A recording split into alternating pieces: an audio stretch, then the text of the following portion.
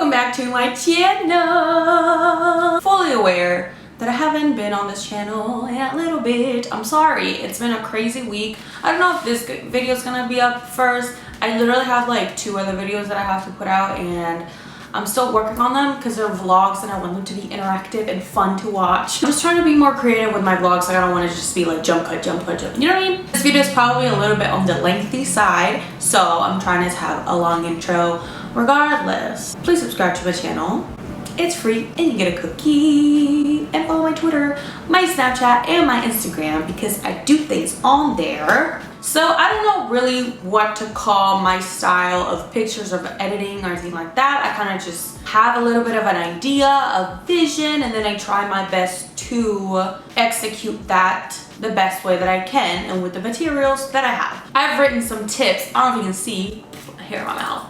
Right here I have written some of the things that I do. I'm gonna go through and tell you, but also I'm going to edit a picture so that you guys can see what I do. So technical things are my tools, what I use, lighting, that type of stuff. I have an iPhone XR. It has a pretty bomb camera. Even the front camera is really, really good. So a lot of my selfies are taken on my front camera. If I'm lucky, I'll be able to get one in the back camera, but it's hard because you obviously can't see what you're doing. I have a tripod for it, which is I'm using now for my camera. My tripod has a little insert that it's not like a universal insert, but I have like the little clamp that goes on the phone that you can put on a tripod or like a ring light, okay? And it has a little screw. So my tripod has the little screw because that screw also goes into the camera. I don't know if I'm explaining myself correctly, but basically I can use this tripod for my iPhone as well as my camera. I'm lucky when it comes to that. However, when I didn't have a tripod, I used to set up my phone on the windowsill. Now, if you don't have a screen on your window, that's probably dangerous and don't do it. But if you do, it'll be fine. And I can raise the window or put it down as much as I can and get the correct height that I want for my picture and how I'm posing, blah, blah, blah. So for selfies, super easy, so fun. I get it done in literally 10-15 minutes depending on how much I'm feeling myself. For my camera, of course I have my tripod. I have limited things that I can do with this camera because the lens that I have is kind of very zoomed in. I don't know if you can see, I'm very much zoomed in. So even when it's zoomed all the way out, it's still very like up in your face. So it's kind of hard getting a good head to toe action. I can't really do that at home unless I'm doing it on my phone. I kind of just do like knee up, or I'm sure if you can see the difference in pictures which one is taken with a professional camera and my phone. My camera is a Canon 60D. I don't know what model it is, but it's not the newest one because my uncle actually gave it to me, or I guess he let me borrow it, but really I'm gonna have it forever. So shout outs to my uncle, I love that man. Then I have a very tall lamp that has 5 different light bulbs. You can point those light bulbs everywhere so you can get a nice general, you know, light. I don't know, is that me? Whatever. And then honestly, I just have hella natural light. I have 2 windows up here and the sun literally shines my studio the entire day. So that's like the specs. Those are like the tiny, or not tiny, but those are the tools. Those are the things that I'm working with on a daily basis if I want a good picture. I have some hacks. So when I didn't have a tripod, I used to snack. I'm hungry. I used to stack books and candles together. So here's my candle. I used to put a book up here and then more books and more books so that I could literally just put my phone right there and then have it be stacked and it wouldn't go back because you have the books helping it stand.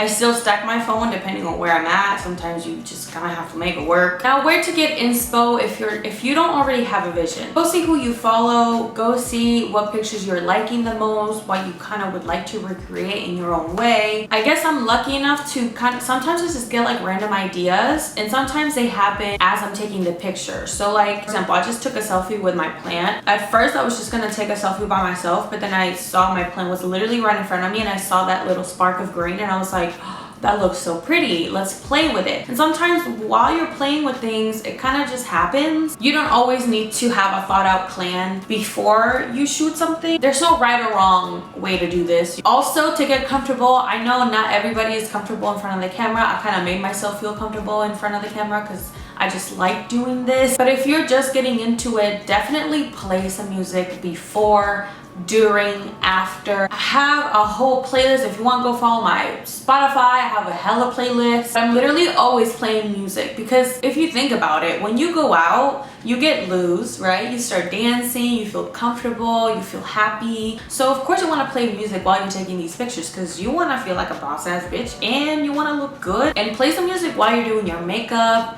while you're preparing yourself, while you're getting ready, so that it hypes you up, because that's like the best. I don't know why you wouldn't want to do that. Like I said, I have a very, very good studio where I get a ton of natural light, but this also means that as the sun is going down, my blinds create crazy shadows. Right now I'm looking at a crazy ass shadow over there, which honestly I wish I was standing in front of. Try to work with what you got. You don't have to change the nature of the place that you're in, just work with it. You don't know, it might come out looking crazy or it might come out looking great. I recently posted a picture where the sun was going down and there was a huge just glare of orange light, and that can be super, I guess, overpowering. Like I literally look like a Cheeto, but I mean in the editing process it didn't look that bad. But the blinds that I have created the shadow on me, and it just looked really cool, very dynamic and not your typical picture that you would see. Definitely play with lighting, play with what you already got going on, because you never know. So yeah, use those shadows, use the weird streaks of light. For this picture right here, I actually used my mirror as a bounce. A bounce, if you didn't know what it is, a bounce basically reflects light and it gives you a really nice glow. It's really helpful in shady areas, and I used it for that picture because I was getting a weird shadow on my face and I needed more light. Blinded me 100% because a mirror is much more intense than a bounce. A bounce is kind of like, imagine kind of like tinfoil, okay? You can also use tinfoil, by the way. But a mirror literally is a reflection of the sun, so that shit was right in my face and it hurt, but it was worth it because I got a bomb ass picture. And lastly, props. Don't be scared to use weird things or things that you wouldn't usually use for picture. I'm not gonna say that I use anything crazy. You guys know I love my plants, and plants just look really good, aesthetically pleasing. Use your bed, use your pillows for like a nice touch. You can have accent pillows. You can get twinkly lights behind you so that you can put them out of focus. It gives you a nice little twinkly effect. Rings. That's why I love rings so much, because they add such a cool touch. There's something about jewelry that kind of just gets me. Like, you could have such a boring outfit, but if you throw on a crazy statement necklace, it's like you tried. Before you guys ask me, I got everything from a thrift store or Vanessa Mooney. I love Vanessa Mooney jewelry. Lipstick. If you're taking a selfie and there's nothing crazy going on, you throw on a bold lip, it makes the picture. Also, chairs and stools, coffee tables. Like if you have anything like that where you can just spice it up, you can sit on it, you can kind of just do that. And lastly, my apps. The apps that I use the most are just 3. I use Visco, Facetune, and Snapseed. Let's get to the editing portion of this. So we're gonna start with my iconic hair flip selfie. I go to my favorites. I always have hella favorites, and I don't use all of them all the time, but of course this one was the winner. And so we see here my red lipstick, we got some texture going on, my necklace. So I already know what I want to do to this picture, which I've already done. So I'm going to edit it the exact same way that I edited when I first posted it. First thing that I do is I go to the smooth tool, and all the shiny areas that I don't really want them to be shiny, I smooth out. So my forehead, I try to make it less shiny. You can see less shiny.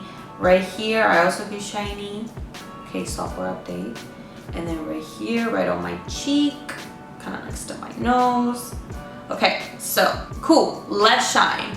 I don't set my face, so I always have hella shine in areas that I don't want shine. Then I do have a little bit of bumpiness, so I kind of just tap along. I don't mind having texture on my face. It's what I look like, but I don't want it to overpower my picture. Just like very subtle, you can still see some bumpiness, you know? Then I go to details, and this is what my secret is. I bump up the details so much. It can get crazy, okay, it can, but I promise you it makes everything so much better. I have a lot of things that I want to bump up here. My eyelashes, my eyebrows, my hair, the cross necklace, my lipstick, my earrings, literally everything about this picture I wanted to just boom in your face. So that's what I'm gonna do. So we're gonna start with the hair, and I very lightly, I kind of like go like that because I don't want it to look insane. If you really drag your finger across, it's gonna look crazy. I'm gonna show you, look. That looks insane. I want my eyelashes to pop, so I'm gonna tap very lightly on my eyeball because I don't want it to look insane. Detail that area. Then we got the eyebrows. My eyebrows always get lighter when I'm in direct sunlight. This was taken in direct sunlight, but kind of more, it was around 5 o'clock. That's the perfect selfie lighting, by the way, if you didn't know. But yeah, so we did that. Cute. Now my eyes have more definition, more depth. Love it. And then my lips, we got some nice gloss going, and it's red, and I like it. Okay, then we got the cross, same thing. For jewelry, I often don't mind if they're like crazy detailed because it's just, I love jewelry, so I don't care if it's crazy shiny. Okay, I don't know if I defocused this picture. I probably did, but yeah, I usually use the defocus tool to kind of give myself some depth. I don't think I did it up at the top though, but I feel like I definitely covered that jacket right there, so we'll pretend that I did that, but I really can't remember right now. Then I take whiten and I go to all the places that I want to be whiter, so all the highlights basically, I just tap them, and also I do my eyes. This is, I feel like, makes a huge difference. I don't know why. I feel like it makes your eyes look brighter. They don't look tired. If you have a reflection in your eye, and sometimes it might look kind of yellow, and if you whiten it, it looks white and it looks bright. So, well, wouldn't you want to do that? Okay, we have that. Right now my highlight isn't popping crazy, so I'm not really gonna bother with it. The difference, I brightened my eyes. Like, I don't know, it just looks so much better. Yes, queen, yes. Okay, so pretty much did everything that I do on Facetune. Sometimes I'll whiten the background, but I haven't done that in a while, so I'm not gonna do that. We're going to open in another app, which is gonna be Visco. So I recently just bought the Visco pack, like the yearly, whatever the fuck. But honestly, looking at these filters, like I don't really use them. Like I don't know why I bought it, so whatever. But all the filters that I use are in the C section. All of these. I love all of these, are like beautiful. The one that I use the most is C8 and C9. C9 has just like a really cute vintage feel, and sometimes I like it in my pictures. C8, I just love brown and I love neutral colors, and they just look better. It just looks good on my skin tone. So I always do this one, but because I really like, do you see like this lighting on me? I'm not gonna go too crazy on it. I'm only gonna do like a 2. And then we start adjusting. Exposure, I usually will go down a bit. Later, sharpen, here's where I go insane, okay? I sharpen, I've literally gone up to like a 6 before. I'll do a 3.1. Instagram takes away quality of your pictures, so you want to make sure you're keeping the quality as you're editing. So you don't want to just sharpen on one app. You want to sharpen in each and every app that you are putting your picture in. Because so that's my trick to making things look very high quality, even if it's taken on an iPhone. Then white balance. Okay, white balance is really good, and I use this when something is way too yellow or like way too blue. This helps me out. So maybe I want to very much slightly neutralize the picture, And I usually use the temperature and not tint. Balance it out a little bit, have a little bit of blue in there. Split tone. I love split tone because I like my shadows to be warm, a good orange, yes.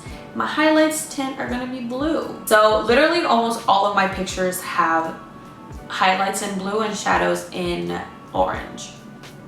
And then I don't think I did green for this, but if I did, literally I only go to like a 1. I don't know when to start recording, but I was talking about green and how I don't use it that often. It just depends on the picture.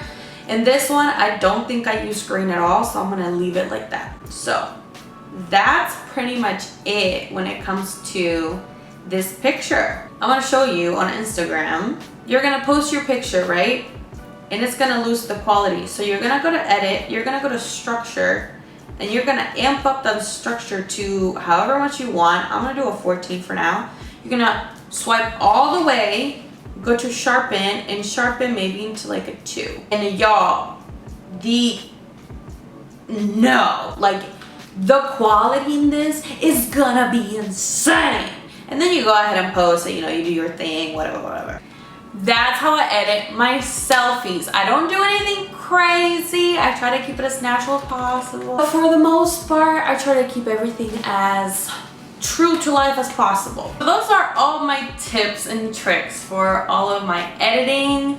Again, everybody has their own way of doing things. I just really do like a lot of color correcting. I hope this helped you in any sort of way. Let me know if you actually try out any of these tricks or tips, whatever you want to call these. Anyway, so that's it, and I hope you guys are having a wonderful day or a wonderful night or whenever you're watching this, and I'll see you next time. Bye.